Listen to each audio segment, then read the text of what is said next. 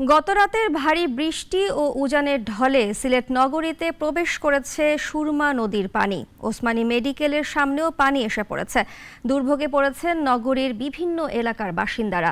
সিলেট প্রতিনিধি কাইয়ুম উল্লাসের পাঠানো তথ্য ছবিতে বিস্তারিত জানাচ্ছেন পিন্টু হাজং। সিলেটে গত রাতে 214 মিলিমিটার বৃষ্টিপাত রেকর্ড করা হয়েছে। অন্যদিকে ভারতের চেরাপুঞ্জিতে 122 মিলিমিটার বৃষ্টিপাত রেকর্ড করা হয়েছে। এতে সুরমা নদীর পানি বেড়েছে অস্বাভাবিকভাবে। পানি উন্নয়ন বোর্ডের দেয়া তথ্য মতে সকাল 9টায় সুরমা নদীর পানি বিপদসীমার 13 সেন্টিমিটার উপর দিয়ে প্রবাহিত হচ্ছিল। গতকাল সিলেট নগরীর কাছে সুরমা নদীর পানি বিপদসীমার 1 সেন্টিমিটার নিচ দিয়ে প্রবাহিত হচ্ছিল।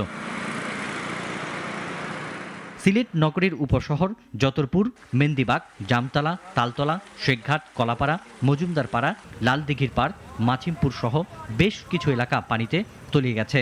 মাঝরাতে হঠাৎ করে বাড়িতে পানি ঢুকে পড়ায় দুর্ভোগে পড়েন নগরবাসী। ঘুমাইয়া দেখতেছি পানিতে পুরো ঘর তলাই গেছে। অবস্থা খারাপ প্রায় এক সপ্তাহ যাবত, তবে গতকালকে থেকে অবস্থা বেশি খারাপ। অবস্থা খারাপ, আমরা পানির মাঝে এইভাবে চলার মতো না, খুব কষ্ট আমরা দিন যেতেছি। Sylhet MAG Osmani medical college ও হাসপাতালের সামনেও দেখা গেছে বন্যার পানি। সেখানে রোগীর স্বজন, চিকিৎসকদের পানি ভেঙে চলাচল করতে হচ্ছে।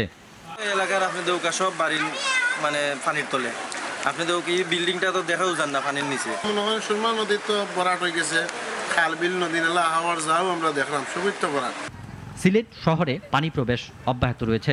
এ অবস্থা চলতে থাকলে বন্যা পরিস্থিতির আরও অবনতির আশঙ্কা করা হচ্ছে। পিন্টু হাজং, নাগরিক। ওয়ালটন এয়ার কন্ডিশনার এক্সচেঞ্জ অফারে স্প্লিট এসিতে 23,000 টাকা পর্যন্ত নিশ্চিত ছাড়।